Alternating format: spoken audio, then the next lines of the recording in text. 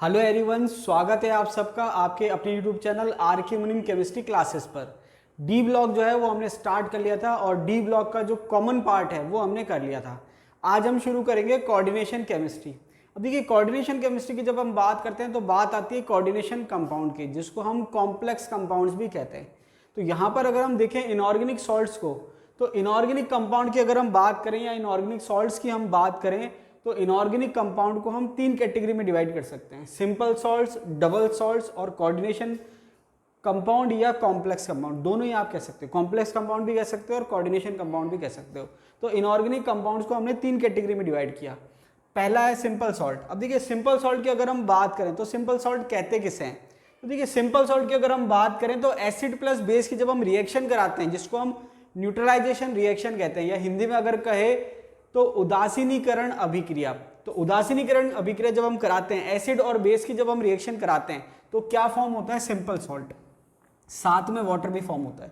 जैसे अगर हम बात करें HCl प्लस NaOH की, तो क्या बनता है यहाँ पर? NaCl बनता है। क्या बनता है? NaCl, साथ में बनता है H2O। साथ में क्या बनता है? H2O। तो यहाँ पर ये आपके न्यूट्रलाइजेशन रिएक्शन है। तो यहाँ पर एसिड और बेस रिएक्शन कर रहा है और क्या बना रहा है? Salt plus water. तो यहाँ पर ये सिंपल सॉल्ट कहलाते हैं। क्या कहलाते हैं? Simple salt. अब इसकी अगर बात करें और प्रॉपर्टीज की, one type of cation and one type of anion. यहाँ पर सबसे इंपॉर्टेंट पार्ट ये है कि जो सिंपल सॉल्ट होते हैं उसमें एक प्रकार का कैटायन और एक प्रकार का एनायन प्रेजेंट रहता है। ठीक है, one type of cation and one type of anion. एक प्रकार का कैटायन और एक प्रकार का एनायन प्रेजेंट रहता है। ठीक है, यहाँ पर वन कैटायन और वन एनायन नहीं है, वन टाइप लिखा हुआ है, मतलब एक प्रकार का। ठीक है, एग्जाम्पल दे रखा है NaCl, potassium carbonate, aluminium sulphate, ETC। काफी सारे एग्जाम्पल आप कह सकते हो। जैसे कि यहाँ पर सबसे सिंपल एग्जाम्पल है NaCl, जो कि मैंने आपको रिएक्शन करके बताया। तो यहाँ पर NaCl की अगर हम बात करें तो NaCl जो सॉल्ट है, सिंपल सॉल्ट का एग्जाम्पल है। एक प्रकार का कैटायन जिसको हम कहें तो सोडियम है यहाँ पर, और एक प्रकार का एनायन जिसको हम कहें यहाँ पर क्या है? क्लोराइड आयन प्रेजेंट है। यहाँ पर एक प्रकार का कैटायन पोटेशियम आयन और दूसरा जो है एनायन है कार्बोनेट। यहाँ पर कैटायन एल्यूमिनियम और एनायन जो है वो सल्फेट है। आगे अगर हम बात करें give test of constituent ions, दूसरी बात यह है कि जब हम इसको एक्वा सॉल्यूशन में डिसॉल्व करते हैं तो ये आयंस देता है। ठीक है, give test of constituent ion, तो एक्वा सॉल्यूशन में पहली बात तो ये आयंस दे रहा है जिससे ये मिलके बनाए। दूसरी बात ये क्या करता है कि उसके कॉन्स्टिट्यूएंट आयन जो हैं उसके टेस्ट देता है सभी आयन के। सभी आयन का मतलब क्या है? एक कैटायन और एक एनायन। तो अगर मैं NaCl को वाटर में डिसॉल्व करूं तो ये क्या देगा? Na प्लस और Cl माइनस देगा। क्योंकि सॉल्यूशन में Na प्लस और Cl माइनस आयन प्रेजेंट हैं, तो ये Na प्लस और Cl माइनस आयन के जो टेस्ट हैं वो देगा। तो ये बात हो गई सिंपल सॉल्ट की। इसके बाद अगर हम बात करें डबल सॉल्ट की, तो देखिए क्या दे रखा है? Obtained by combination of two simple salt. दो सिंपल सॉल्ट के कॉम्बिनेशन से मिलके बनता है। पहली बात, एग्जाम्पल दे रखे हैं पोटाश एलम। देखिए बहुत इंपॉर्टेंट है, कई बार सिंपल क्वेश्चन आ जाता है कि पोटाश एलम क्या है? सिंपल सॉल्ट है, डबल सॉल्ट है, कॉम्प्लेक्स कंपाउंड है, ETC। तो पोटाश एलम जो है वो आपके डबल सॉल्ट का एग्जाम्पल है। फॉर्मूला क्या दे रखा है? Potassium sulphate aluminium sulphate .24H2O। तो यहाँ पर थोड़ा सा इसका आपको ध्यान रखना है। कई बार क्या होता है, इसमें हमें कंफ्यूज हो जाता है कि भाई वाटर मॉलिक्यूल कितने हैं, इसको हम वाटर ऑफ क्रिस्टलाइजेशन भी कहते हैं। तो यहाँ पर आपके पोटाश एलम जो है डबल सॉल्ट का एग्जाम्पल है, potassium sulphate aluminium sulphate .24H2O। ठीक है, वाटर ऑफ क्रिस्टलाइजेशन जो है वो कितने यहाँ पर? 24 है। आगे दे रखा है फेरस अमोनियम सल्फेट, या आप इसको ऐसे भी कह सकते हो ferrous sulphate ammonium sulphate .6H2O, या हम सिंपली इसको फेरस अमोनियम सल्फेट भी कह देते हैं। यहाँ पर ये जो है मोर सॉल्ट कहलाता है। क्या कहलाता है? मोर सॉल्ट। ठीक है, टाइट्रेशन में काम आता है। आगे दे रखा है give test of all its ions. पहली बात तो जब ये इसको हम एक्वा सॉल्यूशन में डिसॉल्व करते हैं या सॉल्युबल करते हैं तो वहां पर क्या है कि जितने भी कॉन्स्टिट्यूएंट आयंस हैं वो सारे आयंस प्रेजेंट हो जाते हैं, और वहां पर क्या है, ये सभी आयन का टेस्ट देता है। तो जैसे अगर हम बात करें give test of all its ions, मतलब फॉर्मूले में जितने भी आयन हैं, जितने भी तरह के कैटायन दिख रहे हैं या जितने भी तरह के एनायन दिख रहे हैं, उन सभी का ये टेस्ट देता है। अब जैसे मान लीजिए मैं पोटाश एलम की बात करूं तो पोटेशियम आयन का भी टेस्ट देगा, एल्यूमिनियम आयन का भी टेस्ट देगा और सल्फेट आयन का भी टेस्ट देगा। तो यहाँ पर ये तीनों आयन जो है, इन तीनों आयन का क्या करेगा? टेस्ट देगा। तो डबल सॉल्ट में जितने आयन प्रेजेंट है उन सभी का टेस्ट देगा। क्या करेगा? ये डबल सॉल्ट में जितने आयन है उन सभी का क्या करेगा? टेस्ट देगा। इसके बाद बात आती है कोऑर्डिनेशन कॉम्प्लेक्स की, या कोऑर्डिनेशन कंपाउंड या कॉम्प्लेक्स कंपाउंड की बात आती है। तो यहाँ पर इसमें एक खास प्रॉपर्टी होती है। क्या खास प्रॉपर्टी होती है? Does not give the test of all the ions by which they are form. मतलब जब हम बात करेंगे कॉम्प्लेक्स कंपाउंड की, तो जब आप उसका फॉर्मूला देखेंगे तो उस फॉर्मूले में जितने आयन आपको दिख रहे हैं, जितने तरह के आयन दिख रहे हैं, मतलब जिससे वो मिलके बना है, उन सभी का वो टेस्ट नहीं देता है, बल्कि उसके अलग एक कॉम्प्लेक्स आयन जिसको आप कह सकते हो उसका टेस्ट देता है। तो यहाँ पर क्या लिखा हुआ है, does not give the test of all the ions by which they are form. जितने भी आयन से वो मिलके बना है उन सभी का वो टेस्ट नहीं देता, ठीक है। इंस्टेड, उसके बजाय, these gave the test of all the these gave the test of the new type of ion called complex ion। तो इसके एवज में या इसके बजाय ये क्या करता है, एक नए आयन का टेस्ट देता है जिसको हम कहते हैं complex ion. For example K4FeCN6, potassium ferrocyanide आप कह सकते हो। तो पोटेशियम फेरोसाइनेट जो है K4FeCN6, यहाँ पर आपको अगर आप आयन देखोगे तो यहाँ पर आपको पोटेशियम आयन दिख रहा है, आयरन दिख रहा है और साइनाइड दिख रहा है, मतलब इन 3 आयन से मिलकर बनाई है। तो ये तीनों का टेस्ट नहीं देता है। इसके कंपैरिजन में किसका टेस्ट देगा, तो जब आप इसको वाटर में सॉल्युबल करोगे तो ये आपके पोटेशियम आयन बना रहा है और कॉम्प्लेक्स आयन बना रहा है, ठीक है। तो यहाँ पर ये पोटेशियम आयन का टेस्ट देगा और कॉम्प्लेक्स आयन का टेस्ट देगा। इसका मतलब यहाँ पर ना तो ये आयरन का टेस्ट देगा, ना ये साइनाइड का टेस्ट देगा। तो ये वाली जो कंडीशन है लास्ट वाली, अगर ये कंडीशन फॉलो हो रही है तो वहाँ पर वो जो कॉम्प्लेक्स है वो आपके कोऑर्डिनेशन कंपाउंड या कॉम्प्लेक्स कंपाउंड कहलाता है, वो सिंपल सॉल्ट या डबल सॉल्ट में नहीं आता है। तो ये बात थी इंट्रोडक्शन की। अब देखिए, अगर हम कोऑर्डिनेशन कंपाउंड की बात करें तो कोऑर्डिनेशन कंपाउंड 3 तरह के हो सकते हैं, या फिर हम ऐसे कह सकते हैं कि 3 तरह के कंपाउंड को 3 तरीके से रिप्रेजेंट कर सकते हैं। अब देखिए यहाँ पर 3 तरीके के जो कंपाउंड हो सकते हैं रिप्रेजेंटेशन ऑफ कोऑर्डिनेशन कंपाउंड। तो देखिए कॉमन रिप्रेजेंटेशन तो इस टाइप से हो जाएगा MLN +-X Z +-Y। अब ये जो कॉमन है उसको हम 3 कैटेगरी में डिवाइड कर सकते हैं। पहला है MLN +X Z -Y। इसका मतलब ये हुआ कि जो कॉम्प्लेक्स आयन है उस पर पॉजिटिव चार्ज है, और दूसरा जो आयन होता है उसको हम काउंटर आयन कहते हैं। तो जो काउंटर आयन है उस पर नेगेटिव चार्ज है। इसके अलावा दूसरे केस की अगर हम बात करें तो यहाँ पर पहला और दूसरा दोनों आयन जो है कॉम्प्लेक्स आयन है। कहने का मतलब है कैटायन भी कॉम्प्लेक्स आयन है और एनायन भी कॉम्प्लेक्स आयन है। तीसरा जो केस है वो दे रखा है Z +Y MLN -X। इसका मतलब जो कॉम्प्लेक्स आयन है वो नेगेटिव आयन है और जो काउंटर आयन है वो पॉजिटिव आयन है। तो लिखने का तरीका क्या होता है कि पहले पॉजिटिव आयन लिखा जाता है और बाद में नेगेटिव आयन लिखा जाता है। तो अगर काउंटर आयन पॉजिटिव आयन है तो वो पहले लिखा जाएगा, काउंटर आयन बाद में लिखा जाएगा, और अगर काउंटर आयन नेगेटिव आयन है तो वो बाद में लिखा जाएगा, और जो कॉम्प्लेक्स आयन अगर नेगेटिव है तो वो बाद में लिखा जाएगा, और जो काउंटर आयन है पॉजिटिव है तो वो पहले लिखा जाएगा। और अगर दोनों ही आयन हैं, कॉम्प्लेक्स आयन है पॉजिटिव नेगेटिव, तो पॉजिटिव पहले और नेगेटिव बाद में। तो ये 3 तरीके के कॉम्प्लेक्स कंपाउंड हो सकते हैं। अब इसके एग्जाम्पल की अगर हम बात करें तो जैसे ये एग्जाम्पल दे रखा है टेट्रामीन कॉपर सल्फेट। तो यहाँ पर आपको एक चीज़ समझनी है कि जो स्क्वायर ब्रैकेट के अंदर लिखा हुआ है वो कॉम्प्लेक्स स्पीसीज है या कॉम्प्लेक्स आयन कह सकते हो आप उसको, और बाहर जो लिखा हुआ है वो काउंटर आयन होता है, ठीक है। स्पीसीज में दोनों आ सकता है कि न्यूट्रल हो तो भी आ जाएगा और अगर आयन है तो भी आ जाएगा, ठीक है। तो टेट्रामीन कॉपर सल्फेट, तो यहाँ पर टेट्रामीन कॉपर सल्फेट की अगर हम बात करें तो कॉम्प्लेक्स जो है वो आपके पॉजिटिव आयन है और जो काउंटर आयन है वो नेगेटिव है, ठीक है। अब इसकी ऑक्सीडेशन स्टेट क्या होती है अभी हम प्रैक्टिस करेंगे तो देख लेंगे। तो टेट्रामीन कॉपर आयन हो गया और ये हो गया सल्फेट। तो टेट्रामीन कॉपर सल्फेट इसको आप कॉमनली कह सकते हो। तो ये एग्जाम्पल हो गया इस केस का जिसमें कॉम्प्लेक्स आयन पॉजिटिव और काउंटर आयन नेगेटिव है। दूसरा एग्जाम्पल जो है जिसमें दोनों ही कॉम्प्लेक्स आयन है वो ये दे रखा है। तो यहाँ पर आपको ध्यान ये रखना है कि जो कॉम्प्लेक्स आयन पॉजिटिव वो पहले लिखना है और जो नेगेटिव बाद में लिखना है। तो ये लिखा हुआ है PTNH3 और बाद में लिखा हुआ है PTCl4। तो ये वाला जो कॉम्प्लेक्स है इस पे पॉजिटिव चार्ज है और ये वाला जो कॉम्प्लेक्स है उस पर नेगेटिव चार्ज है, मतलब कॉम्प्लेक्स आयन पे जो है इस पे पॉजिटिव और इस पे नेगेटिव है। थर्ड केस जो है जिसमें काउंटर आयन जो है वो क्या है, पॉजिटिव है, इसलिए पहले लिखा हुआ है K4FeCN6। तो यहाँ पर अभी आपने आयोनाइजेशन भी देखा था, तो जब इसका आप आयोनाइजेशन करते हो तो 4 पोटेशियम आयन आपको मिल जाएंगे और एक क्या मिलेगा FeCN6 4- आयन। तो यहाँ पर ये 3 कैटेगरी दे रखी है। इसके अलावा न्यूट्रल कॉम्प्लेक्स भी हो सकते हैं जैसे कार्बोनिल के होते हैं। तो यहाँ पर बेसिकली हम आयनिक कॉम्प्लेक्स की बात कर रहे हैं। तो ये 3 कैटेगरी है। अब इन 3 कैटेगरी में जो भी नोटेशन दे रखा है उसका मीनिंग क्या है। सबसे पहले अगर हम बात करें M की, तो M जो है वो सेंट्रल एटम है, ठीक है। उसको आप मेटल भी कह सकते हो क्योंकि कॉमनली जो है जो सेंट्रल एटम है वो मेटल होता है। तो यहाँ पर जो M है वो सेंट्रल एटम को बता रहा है। मैक्सिमम केस में मेटल होता है और ये लुईस एसिड है। अब इसको हमने लुईस एसिड क्यों कहा, इसका रीज़न ये है कि जो मेटल है वो लिगेंड के साथ बॉन्ड बनाता है, और यहाँ पर आपने देखा है कि कॉम्प्लेक्स कंपाउंड को हम कोऑर्डिनेशन कंपाउंड भी कह रहे हैं। तो ये इस टाइप से कोऑर्डिनेट बॉन्ड बना रहा है। क्या बना रहा है? कोऑर्डिनेट बॉन्ड बना रहा है। तो कोऑर्डिनेट बॉन्ड जो है एक तरह से special type of covalent bond है। क्या है? Special type of covalent bond. तो यहाँ पर ये कोऑर्डिनेट बॉन्ड बना रहा है। तो ये आपको पता है कि अगर हम बात करें लुईस एसिड और लुईस बेस की, तो लुईस एसिड वो होता है जो लोन पेयर एक्सेप्ट करता है, और लुईस बेस वो होता है जो लोन पेयर डोनेट करता है। तो यहाँ पर अगर हम देखें तो ये कोऑर्डिनेट बॉन्ड जो है वो बता रहा है कि ये जो है लोन पेयर को एक्सेप्ट कर रहा है और ये लोन पेयर को डोनेट कर रहा है। तो जो एक्सेप्ट कर रहा है वो एसिड की तरह बिहेव कर रहा है, इसलिए ब्रैकेट में लिखा हुआ है लुईस एसिड। इसके बाद अगर हम बात करें एल, तो एल जो होता है वो लिगेंड होता है।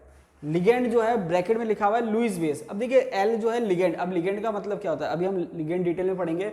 शॉर्ट में बता देता हूँ कि जो मॉलिक्यूल आयन या स्पीसीज मेटल के साथ कोऑर्डिनेट बॉन्ड बना के जुड़ती है, जिसमें कोऑर्डिनेट बॉन्ड कैसे बन रहा है? लोन पेयर डोनेट करके। तो कोई स्पीसीज जो है लोन पेयर डोनेट करके मेटल के साथ जुड़ती है, तो उस स्पीसीज को हम लिगेंड कहते हैं। ठीक है, बहुत सिंपल सा मीनिंग है। लिगेंड का मतलब जो भी आयन मॉलिक्यूल स्पीसीज जो है मेटल के साथ जुड़ रही है, कैसे जुड़ रही है? कोऑर्डिनेट बॉन्ड बना के लोन पेयर डोनेट करके, वो लिगेंड कहलाती है। ठीक है, आगे दे रखा है एन। तो यहाँ पर अगर हम बात करें एन, तो एन क्या है? Number of ligand. एन क्या है? नंबर ऑफ लिगेंड, लिगेंड की संख्या है। ठीक है, plus minus x. Plus minus x जो है वो किसको बता रहा है? अब देखिए प्लस माइनस एक्स जो है हमने कॉम्प्लेक्स के ऊपर लगाया है। किसके ऊपर लगाया है? कॉम्प्लेक्स के ऊपर। तो प्लस माइनस एक्स बता रहा है चार्ज ऑन कॉम्प्लेक्स आयन, कि कॉम्प्लेक्स आयन पे चार्ज क्या होगा, वो हमने यहाँ रिप्रेजेंट करा है प्लस माइनस एक्स से। इसके बाद दे रखा है जेड, जो कि मैंने आपको बताया जेड है काउंटर आयन। तो देखिए एक तो होता है कॉम्प्लेक्स आयन और एक होता है काउंटर आयन। तो काउंटर आयन एक तरह से सिंपल आयन है। काउंटर आयन क्या है? सिंपल आयन है। और जो जेड है, सॉरी ये जेड जो है वो काउंटर आयन है, और बाकी ये जो है ये कॉम्प्लेक्स आयन कहलाता है। तो जेड क्या हो गया? काउंटर आयन हो गया। इसके बाद plus minus Y. Plus minus Y किसके लिए हम काम में ले रहे हैं? चार्ज ऑन काउंटर आयन, कि जो काउंटर आयन हमने यहाँ पर शो किया है उस पर चार्ज क्या है उसको हम बताते हैं प्लस माइनस वाई से। अब लास्ट में बच गया स्क्वायर ब्रैकेट। लास्ट में क्या बच गया? Square bracket. तो ये जो स्क्वायर ब्रैकेट है वो किसको बता रहा है? कोऑर्डिनेशन एंटिटी को। मतलब जो भी आपके स्पीसीज अंदर है वो कोऑर्डिनेशन एंटिटी है। मतलब वो कैटायन भी हो सकता है, एनायन भी हो सकता है, और कुछ स्पेशल केस में वो न्यूट्रल भी हो सकता है। कोऑर्डिनेशन एंटिटी है, या फिर हम इसको कोऑर्डिनेशन स्फीयर भी कहते हैं, या फिर हम इसको कॉम्प्लेक्स आयन भी कह सकते हैं। अगर इस पर चार्ज है तो कॉम्प्लेक्स आयन कह सकते हैं, या कोऑर्डिनेशन एंटिटी कह सकते हैं, कोऑर्डिनेशन स्फीयर कह सकते हैं। तो यहाँ पर ये कॉमन से कॉमन जो अगर हम बात करें तो तीन तरीके से हम रिप्रेजेंट कर सकते हैं। ये वाला बहुत ज़्यादा कॉमन नहीं है, रेयर केस आपको मिलते हैं, लेकिन ये जो है सबसे ज़्यादा कॉमन है दोनों। तो यहाँ पर ये आपके जो कॉम्प्लेक्स कंपाउंड है उसको कैसे रिप्रेजेंट किया जाता है और किसका मीनिंग क्या है वो मैंने आपको यहाँ पर समझा दिया। एक कॉम्प्लेक्स आयन है और एक आपके काउंटर आयन है। कॉम्प्लेक्स आयन पे चार्ज जो है वो प्लस भी हो सकता है, माइनस भी हो सकता है, और काउंटर आयन पे चार्ज प्लस भी हो सकता है, माइनस भी हो सकता है, डिपेंड करेगा कौन से केस में। मेटल के साथ स्क्वायर ब्रैकेट के अंदर जो लिखा जाता है वो लिगेंड होता है। लिगेंड क्या करता है? कोऑर्डिनेट बॉन्ड बनाकर या लोन पेयर डोनेट करके मेटल के साथ क्या करता है? बॉन्डिंग करता है। तो इस बेस पर मेटल जो है वो लुईस एसिड है, या हम कहें सेंट्रल एटम जो है वो लुईस एसिड है, और जो लिगेंड है वो क्या है? Lewis base. आगे दे रखा है लिगेंड्स। अब देखिए जैसा कि मैंने आपको बताया था लिगेंड क्या होता है? लिगेंड वो होता है जो मेटल के साथ जुड़ता है और कोऑर्डिनेट बॉन्ड बना के जुड़ता है। तो यहाँ पर देखिए क्या दे रखा है लिगेंड्स के बारे में, न्यूट्रल मॉलिक्यूल्स और ions that attach to central metal atom और आर कॉल्ड लिगेंड्स। तो सीधी सी बात है कि न्यूट्रल मॉलिक्यूल्स या आयंस जो सेंट्रल एटम जो है मेटल उसके साथ जो क्या कर रहे हैं? जुड़ रहे हैं। अटैच का मतलब जुड़े हुए हैं। और वो कैसे जुड़ रहे हैं? कोऑर्डिनेट बॉन्ड बना के जुड़ रहे हैं। यहाँ पर एक चीज और है कि जो एटम कोऑर्डिनेट बॉन्ड बना रहा है मेटल के साथ, उस एटम को हम डोनर एटम कहते हैं। जैसे मान लीजिए कि ये मेटल है और ये अमोनिया मॉलिक्यूल है। न्यूट्रल मॉलिक्यूल भी हो सकता है, आयंस भी हो सकते हैं। आयन में मैक्सिमम चांस है नेगेटिव आयन के, positive chance exceptionally, positive ion जो है वो एक्सेप्शनली जो है लिगेंड का काम करते हैं। मैक्सिमम केस में या तो न्यूट्रल मॉलिक्यूल होंगे या नेगेटिव आयन होंगे। ठीक है, अब यहाँ पर मैंने कहा मेटल है और अमोनिया है। अमोनिया क्या कर रहा है? लिगेंड का काम कर रहा है, तो ये कोऑर्डिनेट बॉन्ड बना रहा है। तो यहाँ पर कोऑर्डिनेट बॉन्ड बनाने के लिए लोन पेयर चाहिए। लिगेंड जो है वो क्या करता है? लोन पेयर देता है। तो यहाँ पर लिगेंड में एक एटम ऐसा प्रेजेंट होना चाहिए जिसके पास लोन पेयर प्रेजेंट हो।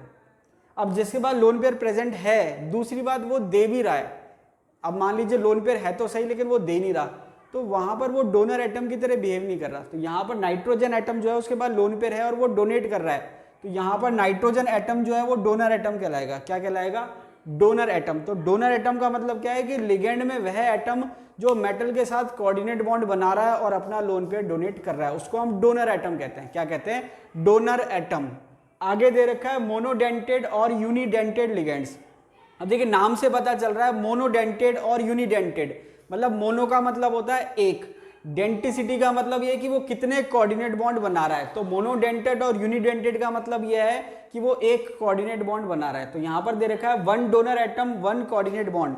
इसका मतलब क्या है कि जो मोनोडेंटेड लिगेंड है उसमें एक डोनर एटम होता है। अब देखिए एक डोनर एटम का मतलब ये नहीं है कि वहां पर जितने भी एटम है उसमें एक के पास लोन पेयर हो। ऐसा भी केस हो सकता है कि जो मॉलिक्यूल है, जो लिगेंड है, उसमें एक से ज्यादा एटम ऐसे हों जिसके पास लोन पेयर प्रेजेंट हो, लेकिन एट ए टाइम एक ही एटम जो है वो क्या कर रहा है? डोनर एटम का काम कर रहा है, तो वो कहलाते हैं मोनोडेंटेड लिगेंड। तो यहां पर मैंने क्या लिखा? One donor atom one coordinate bond, एक कोऑर्डिनेट बॉन्ड बना रहे हैं। तो यहां पर वन डोनर एटम का मतलब ये है कि एक कोऑर्डिनेट बॉन्ड बन रहा है मेटल और लिगेंड के बीच में। तो ऐसा नहीं है कि यहाँ पर जितने एटम है उन सब में एक ही के पास लोन पेयर है, लोन पेयर ज्यादा के पास हो सकता है, लेकिन एट ए टाइम एक ही एटम जो है वो कोऑर्डिनेट बॉन्ड बना रहा है। इसको मैं एक एग्जाम्पल से समझा देता हूँ। जैसे हाइड्रोजन होता है NH2 तो यहाँ पर हाइड्रोजन जो है उसमें नाइट्रोजन, दो नाइट्रोजन प्रेजेंट है और दोनों पे लोन पेयर है, लेकिन यहाँ पर डोनर एटम एक टाइम में एक ही काम में आएगा। इसका मतलब ये है कि जो कोऑर्डिनेट बॉन्ड बनेगा वो ऐसे बनेगा। तो यहाँ पर डोनर एटम केवल ये है, समझ में आई बात? तो डोनर एटम हम किसको कह रहे हैं? जो लोन पेयर डोनेट कर रहा है और कोऑर्डिनेट बॉन्ड बना रहा है। इसका मतलब ये नहीं है कि उस मॉलिक्यूल में और ऐसे एटम नहीं हो सकते जिनके पास लोन पेयर प्रेजेंट ना हो। क्लियर हो गया? डोनर एटम का मतलब वह एटम जो क्या कर रहा है? डायरेक्टली कोऑर्डिनेट बॉन्ड बना रहा है या लोन पेयर डोनेट कर रहा है। तो हमने बात करी मोनोडेंटेड की। मोनोडेंटेड में एक डोनर एटम है और एक कोऑर्डिनेट बॉन्ड बन रहा है, एक कोऑर्डिनेट बॉन्ड बन रहा है मेटल और लिगेंड के बीच में। ये मोनोडेंटेड की डेफिनेशन हो गई। अब एग्जांपल की अगर हम बात करें तो एग्जांपल को हमने तीन कैटेगरी में डिवाइड कर दिया, न्यूट्रल मॉलिक्यूल, एनायन और कैटायन।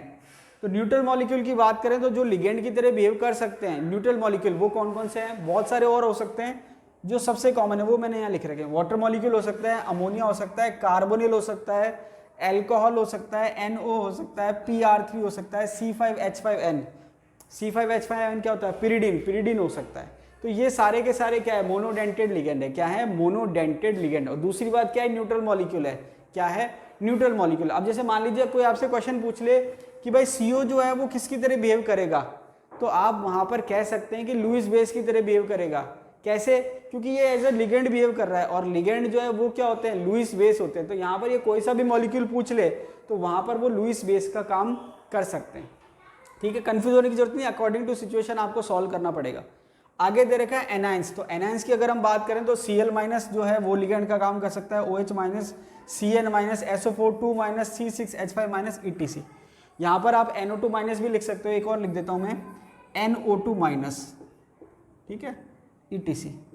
अब यहाँ पर क्या है, एक चीज मैं आपको बहुत इंपॉर्टेंट बात बता देता हूँ कि नॉर्मली जो है वो आपके कुछ लिगेंड जो है मोनोडेंटेड बिहेव करते हैं, लेकिन कुछ लिगेंड, देखिए मैक्सिमम हमने यहाँ लिख रखा है मोनोडेंटेड है, लेकिन कुछ लिगेंड ऐसे होते हैं जो एक्सेप्शनल केस में बाइडेंटेड की तरह बिहेव कर देते हैं, जिसमें सबसे इंपॉर्टेंट है ये वाला NO2-। वापस से रिपीट कर रहा हूँ, मैंने क्या कहा कि मैक्सिमम कुछ लिगेंड ऐसे होते हैं जो मोनोडेंटेड की तरह बिहेव करते हैं, जैसे हमने यहाँ लिख रहे हैं ये सारे मोनोडेंटेड है, जो मोनोडेंटेड के एग्जांपल में लिखे हैं, लेकिन कुछ लिगेंड ऐसे होते हैं जिसको हम फ्लेक्सीडेंटेड भी कह सकते हैं। फ्लेक्सीडेंटेड का मतलब यह है कि उनके पास फ्लेक्सिबिलिटी है।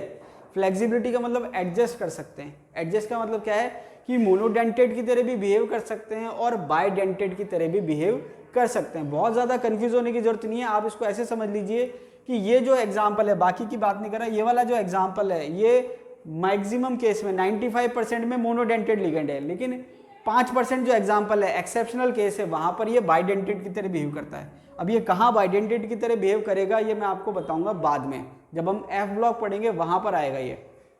समझ आ गई बात? ये सब क्या है? मोनोडेंटेड के एग्जाम्पल है। कुछ लिगेंड जो है वो एक्सेप्शनल केस में बाइडेंटेड की तरह बिहेव करते हैं। अब ऐसा क्यों है इसको भी मैं आपको रीजन समझा दूंगा। सल्फेट भी जो है वो कई बार एक्सेप्शनल केस में बाइडेंटेड की तरह बिहेव करता है, तो आपको याद मोनोडेंटेड में रखना है। अगर कोई पूछ ले तो आपको मोनोडेंटेड ही कहना है, लेकिन वहाँ पर आपको कुछ एक्सेप्शनल केस में बाइडेंटेट की तरह बिहेव करता है। तो इसका तो मैं आपको एग्जाम्पल बताऊंगा कि कहाँ बिहेव कर रहा है। आगे दे रखा है कैटायंस। कैटायंस की बात करें तो NO+ और NH2 NH3+, ये आपके क्या है, लिगेंड की तरह बिहेव कर रहे हैं। अब आप एक चीज़ ध्यान रखना कि NH2 NH3+, ये आपके लुईस एसिड नहीं है, प्लस चार्ज है लेकिन लुईस एसिड नहीं है। ये क्या है, लुईस बेस है। पूछ सकते हैं एग्जाम में, ये क्या है, एग्जाम में पूछ सकते हैं कि लुईस एसिड है या लुईस बेस है। तो देखिए प्लस को देख के लुईस एसिड मत समझ जाना, प्लस है लेकिन इसका ऑक्टेट जो है वो पूरा है, इसलिए ये लुईस एसिड की तरह बिहेव नहीं करेगा, ये लुईस बेस की तरह बिहेव करेगा, क्योंकि इस पे क्या है, लोन पेयर प्रेजेंट है। क्या प्रेजेंट है, लोन पेयर प्रेजेंट है। समझ में आ गई बात, तो ये आपको ध्यान रखना है। अब देखिए कुछ केस में क्या है, अकॉर्डिंग टू क्वेश्चन, जैसे NO+ है, ये आपके लुईस एसिड की तरह भी बिहेव कर सकता है और लुईस बेस की तरह भी बिहेव कर सकता है। अगर हम ऑर्गेनिक केमिस्ट्री की बात करें तो NO+ जो है किसकी तरह बिहेव करेगा, लुईस एसिड की तरह बिहेव करेगा, इलेक्ट्रोफाइल की तरह बिहेव करेगा। अब देखिए दो टर्म और आएगी ऑर्गेनिक केमिस्ट्री में बताऊंगा, एक टर्म होती है इलेक्ट्रोफाइल और एक टर्म होती है न्यूक्लियोफाइल। तो ये ऑल्टरनेट टर्म चलती है, जैसे इलेक्ट्रोफाइल जो है उसको हम लुईस एसिड भी कह सकते हैं और जो न्यूक्लियोफाइल है उसको हम लुईस बेस भी कह सकते हैं। तो यहाँ पर क्या है कि आपको according to question, according to option, according to situation answer decide करना है। फॉर एग्जाम्पल NO+ है तो ये आपके एज ए लिगेंड भी बिहेव कर रहा है और जो ऑर्गेनिक रिएक्शन है वहाँ ये एज ए इलेक्ट्रोफाइल भी बिहेव करता है। तो इलेक्ट्रोफाइल की तरह भी बिहेव कर सकता है और न्यूक्लियोफाइल की तरह भी बिहेव कर सकता है, या अगर हम कहें तो इलेक्ट्रोफाइल की तरह भी बिहेव कर सकता है और लुईस बेस की तरह भी बिहेव कर सकता है। तो जब क्वेश्चन आएगा तो आपको उसके अकॉर्डिंग सॉल्व करना है। देखिए कई बार क्या होता है, हम ज़्यादा पढ़ते हैं तो ज़्यादा कन्फ्यूज हो जाते हैं, लेकिन अगर मान लीजिए हम नहीं पढ़ेंगे और एग्जाम में क्वेश्चन आ गया तो वहाँ पर फिर हम क्या, या तो कन्फ्यूज हो जाएंगे या गलत करेंगे। इसलिए मैं आपको पहले ओवरऑल सिचुएशन जितनी पॉसिबल है सारी बता दी। आगे दे रखा है बाइडेंटेड लिगेंड। तो बाइडेंटेड लिगेंड में क्या दे रखा है, 2 डोनर एटम्स।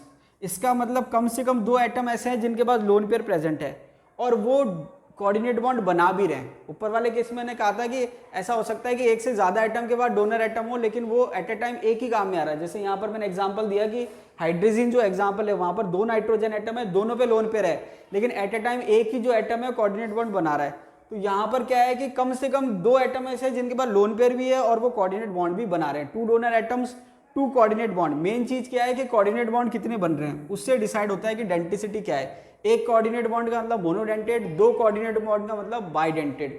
आगे दे रखा है फॉर्म किलेट रिंग। तो देखिए अभी जब मैंने आपको कहा कि भाई ऊपर वाले जो हैं ये कुछ एक्सेप्शन है जो मोनोडेंटेड है मैक्सिमम केस में लेकिन एक्सेप्शनली बाइडेंटेड है, उसका रीजन जो है वो ये है फॉर्म किलेट रिंग, कि भाई वो मोनोडेंटेड मैक्सिमम केस में क्यों है और बाइडेंटेड एक्सेप्शनल केस में क्यों है। उसका रीजन क्या है, form chelate ring. Form chelate ring का मतलब क्या है कि जो लिगेंड बाइडेंटेड की तरह बिहेव करते हैं वो किलेट रिंग बनाते हैं। क्या बनाते हैं, किलेट रिंग बनाते हैं। अब कैसे, एग्जांपल देख लेते हैं।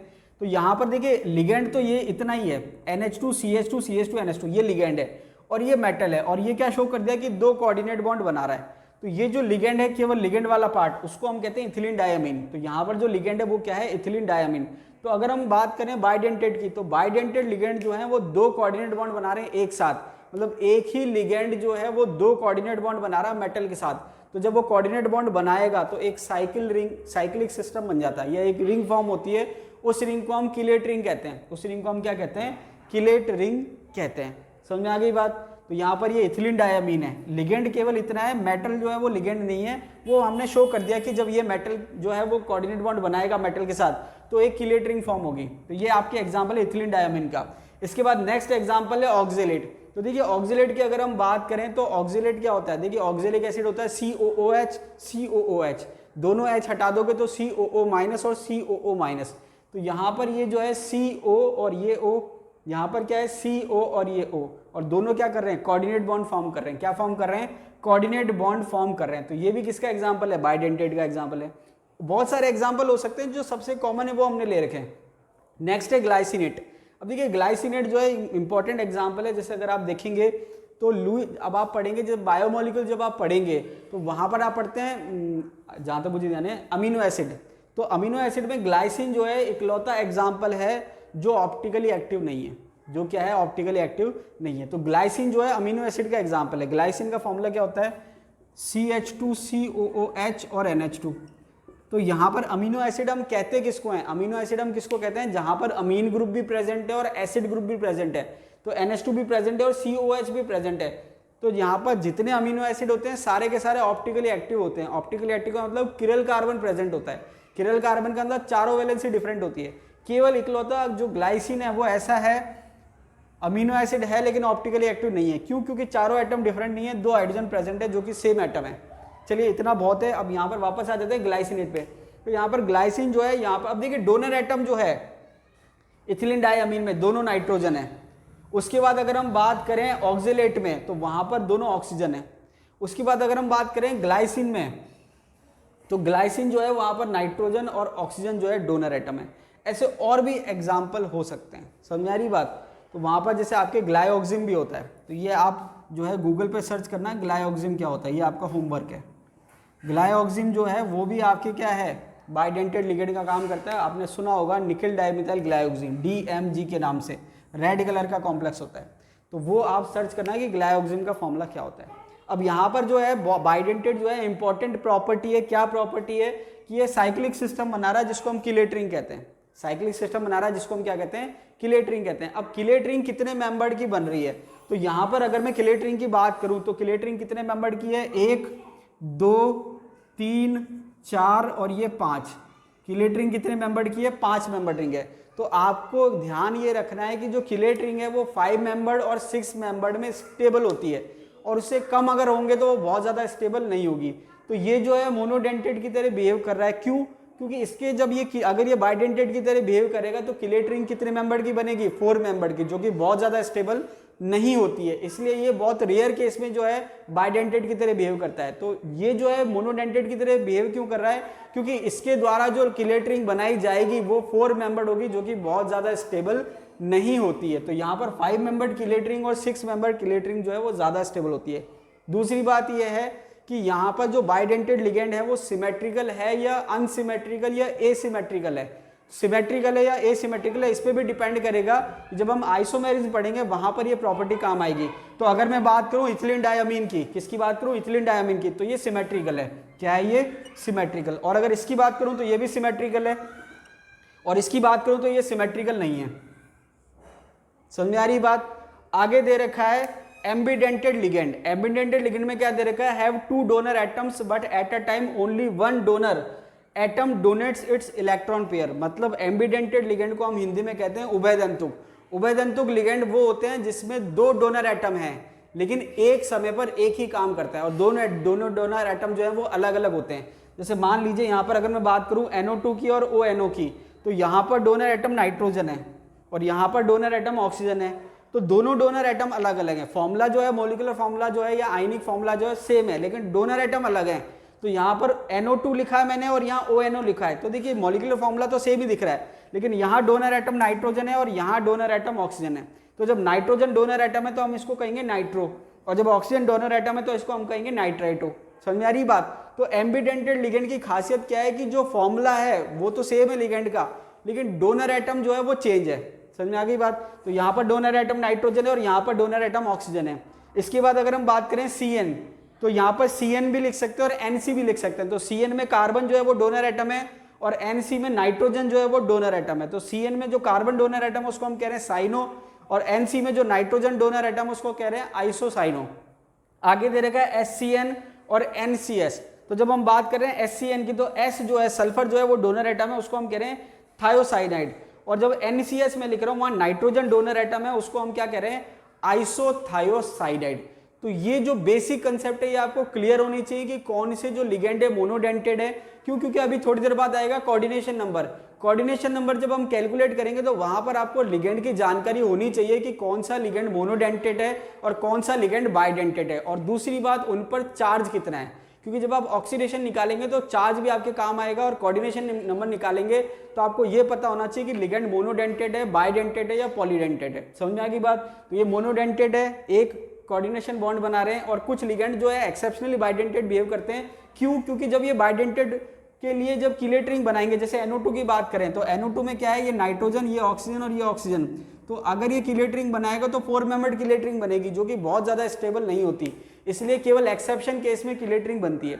लेकिन जो आपके परमानेंटली बाइडेंटेड है वो 5 मेंबर्ड या 6 मेंबर्ड किलेट रिंग बनाते हैं। इसके अलावा जो इथिलीन डाइअमीन है सिमेट्रिकल है, ये भी सिमेट्रिकल है और ये सिमेट्रिकल नहीं है। समझ में आ रही बात। तो जब हम रिप्रेजेंट करते हैं आइसोमेरिज्म में, तो इसको हम रिप्रेजेंट करते हैं ए से।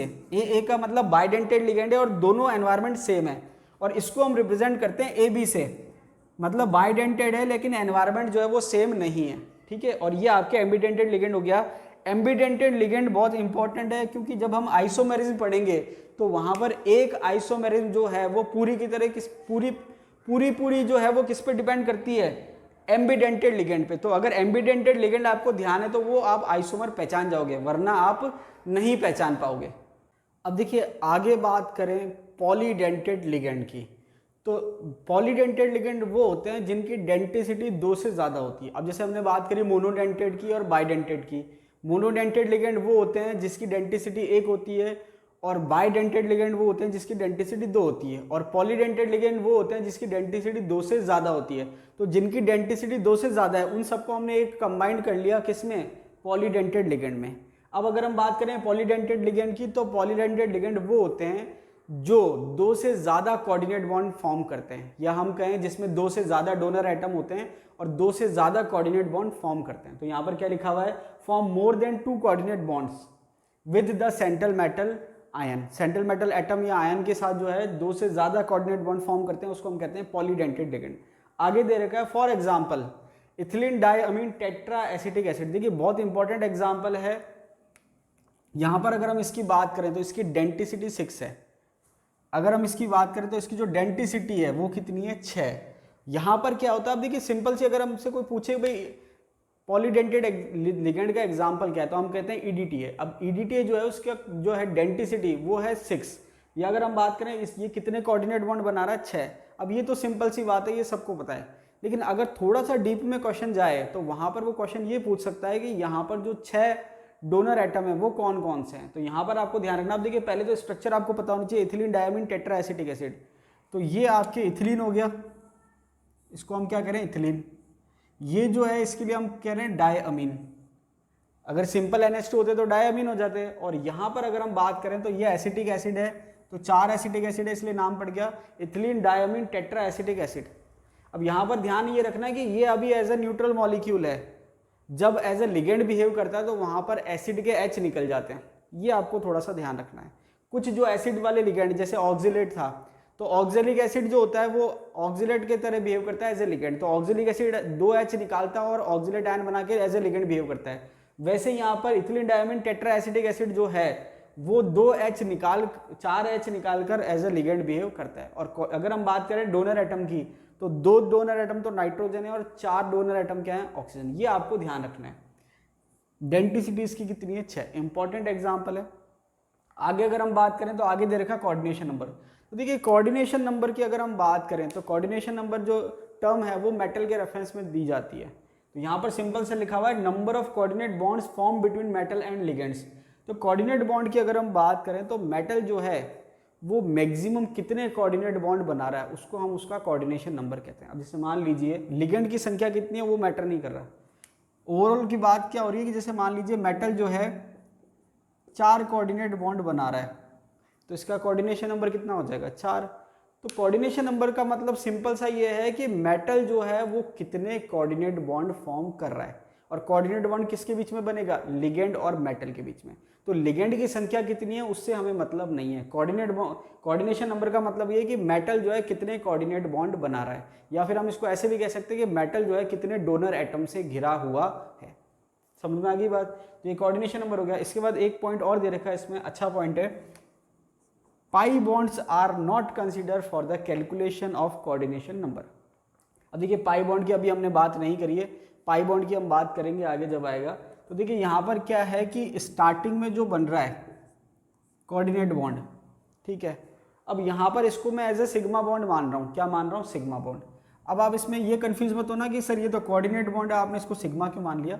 देखिए कोऑर्डिनेट बॉन्ड जो है एक तरह से कोवेलेंट बॉन्ड का टाइप है, ठीक है, कोवेलेंट बॉन्ड का ही टाइप है। बस स्पेशल कंडीशन क्या है, दोनों इलेक्ट्रॉन एक ही एटम के हैं।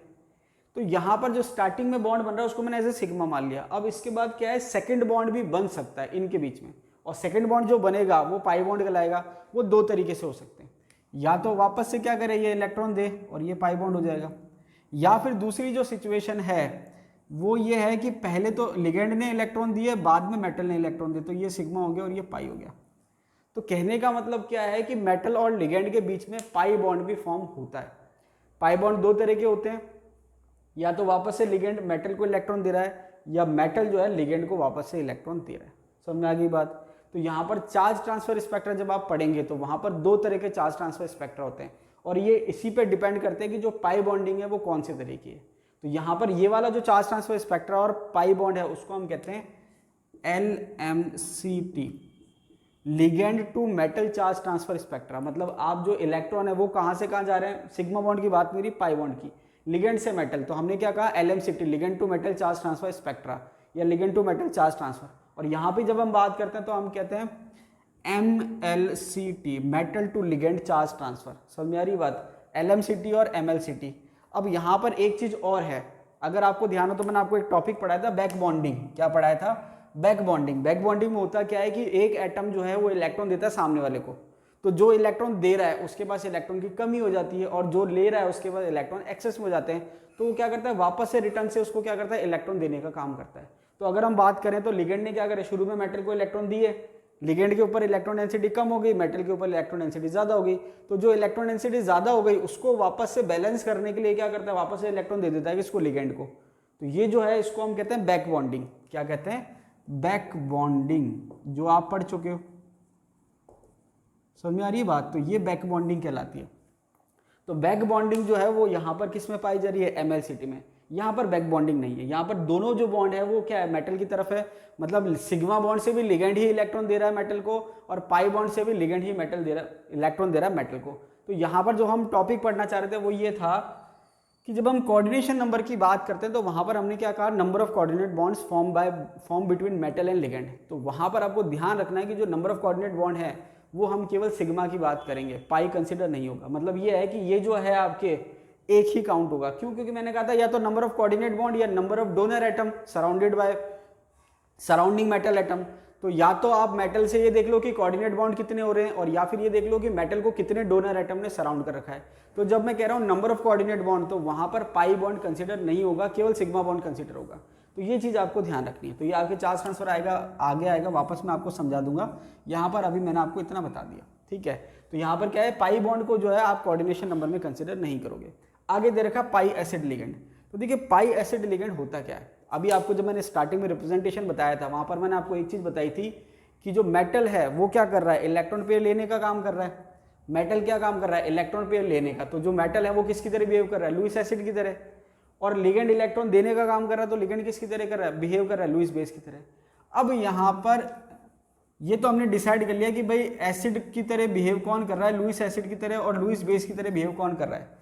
लेकिन जब ये बैक बॉन्डिंग का केस आता है तो उसमें क्या होता है, उसमें यह है कि अगर मैं सिग्मा बॉन्ड कंसिडर ना करके पाई बॉन्ड की अगर मैं बात करूं, तो ये तो मैंने कह दिया सिग्मा बॉन्ड है पहला।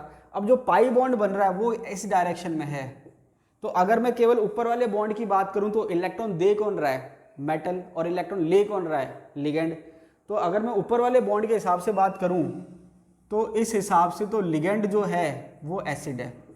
क्यों, क्योंकि वो इलेक्ट्रॉन पेयर लेने का काम कर रहा है।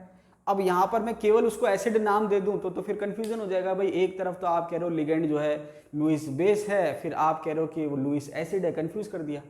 तो यहाँ पर क्योंकि एक स्पेशल कंडीशन है कि वो सिग्मा बॉन्ड से इलेक्ट्रॉन नहीं ले रहा, पाई बॉन्ड से इलेक्ट्रॉन ले रहा है।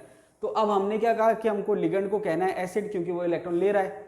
तो हम क्या कहें, सिंपल एसिड तो कह नहीं सकते, सिंपल लुईस एसिड। तो हमने क्या कहा कि स्पेशल कंडीशन लगा दी। क्या कंडीशन लगा दी कि पाई बॉन्ड से ले रहा है, तो हमने इसको जो नेम दिया वो क्या दिया, पाई एसिड लिगेंड। तो पाई एसिड लिगेंड का मतलब ये है कि जो बैक बॉन्डिंग से इलेक्ट्रॉन लेने का काम करता है। पाई का मतलब पाई बॉन्ड का मतलब बैक बॉन्डिंग, पाई बॉन्ड का मतलब बैक बॉन्डिंग। यहाँ पर इस केस में बैक बॉन्डिंग का मतलब है। तो पाई एसिड लिगेंड वो होते हैं जो बैक बॉन्डिंग शो कर रहे हैं, और क्या शो कर रहे हैं, metal to ligand charge transfer spectra. इसका मतलब पाई बॉन्ड से इलेक्ट्रॉन लेने का काम कर रहे हैं। तो यहाँ पर ये पाई एसिड लिगेंड है। अब देखिए पाई एसिड लिगेंड की खास बात ये है कि जब हम स्पेक्ट्रोकेमिकल सीरीज पढ़ेंगे तो ये जितने भी लिगेंड है ये सब स्ट्रॉन्ग फील्ड में आते हैं। किसमें आते हैं, स्ट्रॉन्ग फील्ड में। मतलब स्पेक्ट्रोकेमिकल सीरीज में आप देखते हैं एक तो वीक लिगेंड है, एक स्ट्रॉन्ग लिगेंड है। तो जितने भी पाई एसिड लिगेंड है वो सब स्ट्रॉन्ग लिगेंड की साइड पे आते हैं। तो यहाँ पर पाई एसिड लिगेंड क्या होता है ये मैंने आपको समझा दिया। एग्जाम्पल आपको ध्यान होनी चाहिए। एग्जाम्पल क्या दे रखा है, CO NO+, CN-, alkene, PR3, PX3, PH3, aromatic ligand ETC। ये सारे आपके जो एग्जाम्पल है किसके, पाई एसिड लिगेंड के। अब यहाँ पर पाई एसिड लिगेंड की अगर हम बात करें तो पाई एसिड लिगेंड क्या है, इलेक्ट्रॉन लेने का काम कर रहे हैं। अब इलेक्ट्रॉन जो लेने का काम कर रहे हैं तो इलेक्ट्रॉन ले कहाँ पर रहे हैं, दो कंडीशन है, एक तो है पाई एंटी बॉन्डिंग और एक है एम्प्टी डी ऑर्बिटल। ये दो कंडीशन है। भाई हमने क्या कहा, लिगेंड क्या कर रहा है, इलेक्ट्रॉन लेने का काम कर रहा है मेटल से, तो वो इलेक्ट्रॉन लेगा कहाँ पर, तो वहाँ पर एम्प्टी ऑर्बिटल्स प्रेजेंट होने चाहिए। तो वो इलेक्ट्रॉन कहाँ ले रहा है, मेटल इलेक्ट्रॉन दे रहा है और लिगेंड इलेक्ट्रॉन ले रहा है। और लिगेंड इलेक्ट्रॉन कहाँ लेगा, या तो एम्प्टी, ये भी एम्प्टी की बात हो रही है, एम्प्टी पाई एंटी बॉन्डिंग ऑर्बिटल या फिर एम्प्टी डी ऑर्बिटल। अब देखिए आपको मैंने एमओटी पढ़ाई थी, तो जब हम एमओटी पढ़ते हैं तो वहाँ पर जब आप एमओ डायग्राम देखते हैं तो नीचे आपके बॉन्डिंग आता है, ऊपर आपके एंटी बॉन्डिंग आता है। तो ये जो जितने भी केस हैं, चाहे CO का हो, चाहे NO+ का हो, चाहे CN- का हो, यहाँ पर एंटी बॉन्डिंग ऑर्बिटल जो है वो खाली पड़े। क्योंकि आपने देखा था कि जैसे अगर मैं सिंपल नाइट्रोजन की बात करूँ, अभी मैं इसकी बात नहीं कर रहा, नाइट्रोजन की बात करें तो नाइट्रोजन के केस में टोटल इलेक्ट्रॉन 14 है और बॉन्ड ऑर्डर कितना होता है 3। और जब नाइट्रोजन के हम इलेक्ट्रॉन भरते हैं तो जो पाई बॉन्ड P जो है, P में जितने भी बॉन्डिंग है वो सारे भर जाते हैं और P के जो एंटी बॉन्डिंग बचते हैं, चाहे वो सिग्मा P एंटी बॉन्डिंग हो चाहे पाई P एंटी बॉन्डिंग हो, वो खाली रहते हैं। तो सिमिलर कंसेप्ट है, यहाँ पर भी आप देखेंगे इलेक्ट्रॉन की संख्या 14 है। और या फिर ऑर्गेनिक कंपाउंड की बात करें तो वहाँ पर एम्प्टी जो है पाई एंटी बॉन्डिंग ऑर्बिटल प्रेजेंट रहते हैं। और कुछ केस की अगर हम बात करें जैसे फॉस्फोरस है या ये वाले केस है, तो वहाँ पर एम्प्टी डी ऑर्बिटल प्रेजेंट रहते हैं। तो ये जो दो एम्प्टी ऑर्बिटल्स हैं, चाहे पाई एंटी बॉन्डिंग हो चाहे एम्प्टी डी ऑर्बिटल हो, उसकी वजह से ये क्या करता है, पाई एसिड लिगेंड की तरह बिहेव करता है। क्यों, क्योंकि इसके पास एम्प्टी ऑर्बिटल होंगे तभी तो इलेक्ट्रॉन लेगा। तो ये आपकी बात थी किसकी, पाई एसिड लिगेंड की। अब इससे ज़्यादा डिटेल की हमको फिलहाल यहाँ पर ज़रूरत नहीं है। आगे अगर हम बात करें कोऑर्डिनेशन पॉलीहेड्रा, तो देखिए कोऑर्डिनेशन पॉलीहेड्रा है क्या, arrangement of donor atom of the ligand around the central atom in the coordination sphere. आगे दे रखा है कि ये क्या करता है, डिसाइड करता है कि शेप क्या होगी और किस पे डिपेंड कर रहा है, कोऑर्डिनेशन नंबर पर।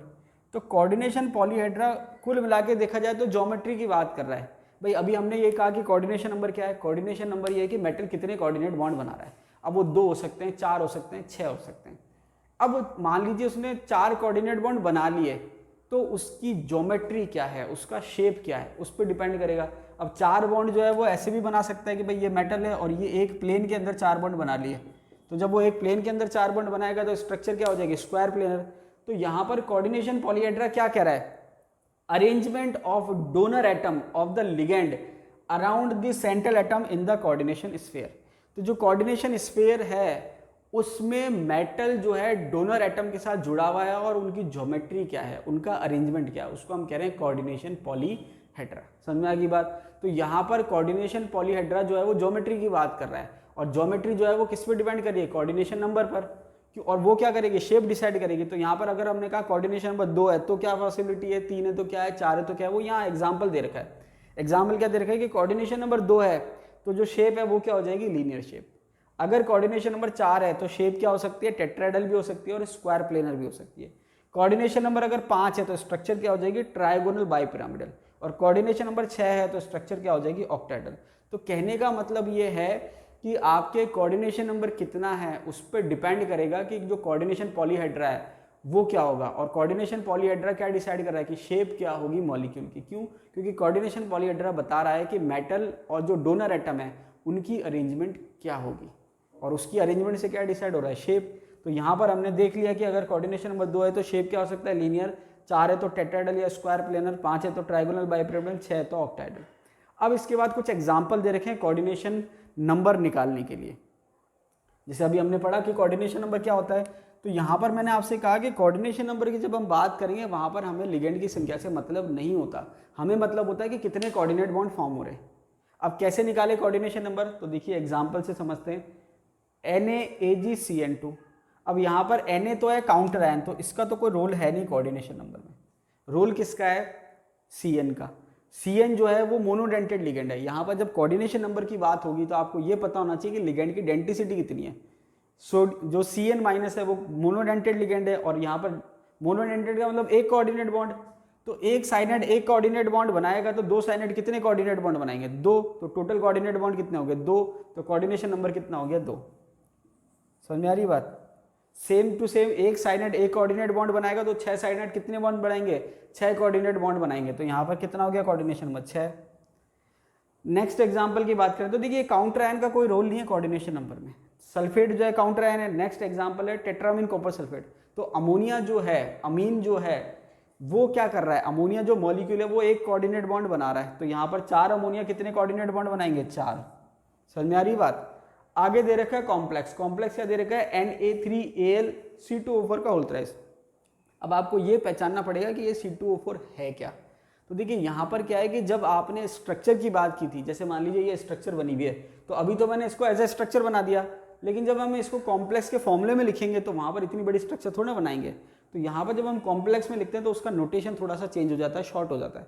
तो यहाँ पर C2O4 का जो मतलब है वो ये है ऑक्सिलेट आयन। समझ में आ रही बात। ऑक्सिलिक एसिड में से 2 H हटा दो तो ऑक्सिलेट आयन बनता है। तो C2O4 का मतलब ऑक्सिलेट आयन है। कैसे, जैसे मान लीजिए COO-, तो टोटल कार्बन कितने हो गए 2 और टोटल ऑक्सीजन कितने हो गए 4। तो ये हो गया C2O4। अब माइनस ये शो नहीं कर रहा क्योंकि वो बैलेंस हो जाता है। तो यहाँ पर ऑक्सिलेट आयन बाइडेंटेड लिगेंड है, 2 कोऑर्डिनेट बॉन्ड बनाएगा। तो एक ऑक्सिलेट आयन या एक ऑक्सिलेट लिगेंड जो है 2 कोऑर्डिनेट बॉन्ड बना रहा है, तो 3 कितने बनाएंगे 6। तो ये आप क्या आ जाएगा 6।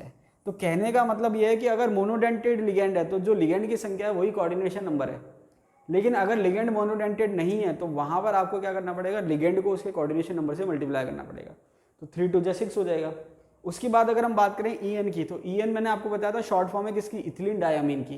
तो इथिलीन डायमीन क्या है, बाइडेंटेड लिगेंड है। बाइडेंटेड लिगेंड का मतलब डेंसिटी कितनी है 2। तो 3 × 2 = 6, इसका भी कोऑर्डिनेशन नंबर 6 हो गया। समझ में आ रही बात। और इसके बाद देखा है Na2NiEDTA। अब EDTA का मतलब क्या है, इथिलीन डायमीन टेट्राएसिटिक एसिड। अब यहाँ पर ध्यान ये रखना कि जो EDTA के स्ट्रक्चर है वहाँ यहाँ पर H शो हो रखा है एसिड में, लेकिन जब वो कॉम्प्लेक्स बनाएगा वहाँ पर H निकल जाते हैं। ठीक है, उसके हिसाब से चार्ज डिसाइड होता है, तो वो आप कंफ्यूज होने की जरूरत नहीं है। तो यहाँ पर आप देखेंगे Na2NiEDTA। तो यहाँ पर EDTA जो है हेक्साडेंटेड है। तो लिगेंड भले ही एक है लेकिन डेंसिटी 6 है, तो कोऑर्डिनेशन नंबर कितना हो जाएगा 6। समझ में आ रही है बात। अब इसके बाद मैं आपको यहीं पर, क्योंकि एग्जाम्पल लिखे में मैं आपको कुछ बता देता हूँ कि अगर हम ऑक्सीडेशन स्टेट निकालें, अभी हम नॉमेनक्लेचर पढ़ेंगे वहाँ पर भी हम सीख लेंगे, लेकिन ये जो एग्जाम्पल लिखे हुए, क्योंकि लिखे हुए इसलिए मैं आपको सॉल्व करवा देता हूँ। तो अगर हमको ऑक्सीडेशन स्टेट निकालनी हो तो कैसे निकालेंगे। तो देखिए पहला एग्जाम्पल है NaAgCN का होल ट्वाइस। तो मैंने कहा Na जो है वो +1 है, Ag जो है मैंने कहा X है, और साइनाइड जो है CN- उस पर -1 चार्ज है। तो एक साइनाइड पे -1 है तो 2 साइनाइड पे कितना होगा -2 होगा। मैं डायरेक्ट लिख देता हूँ, नहीं तो मल्टीप्लाई करना पड़ेगा। तो -2 = 0, क्योंकि पूरे कॉम्प्लेक्स पर कोई चार्ज नहीं है, ये मैंने लिख दिया। अब आपको उसको सॉल्व करना है, तो ये हो जाएगा +x = ये आपके, चलिए इधर ले जाता हूँ, -2 इधर जाएगा तो +2 हो जाएगा, और ये +1 इधर जाएगा तो -1 हो जाएगा। ओवरऑल कितना आ गया +1। तो कई बार क्या होता है, सिंपल क्वेश्चन जब आते हैं तो वो क्या करता है, कोई कॉम्प्लेक्स देता है, वो कहता है कि भाई इसका ऑक्सीडेशन नंबर क्या होगा मेटल का, और कोऑर्डिनेशन नंबर क्या होगा। तो दोनों आपको आने चाहिए। कोऑर्डिनेशन नंबर मैंने आपको बता दिया, ऑक्सीडेशन नंबर निकालना सिखा रहा हूँ, तो अभी हेल्प हो जाएगी आपकी नॉमेनक्लेचर में।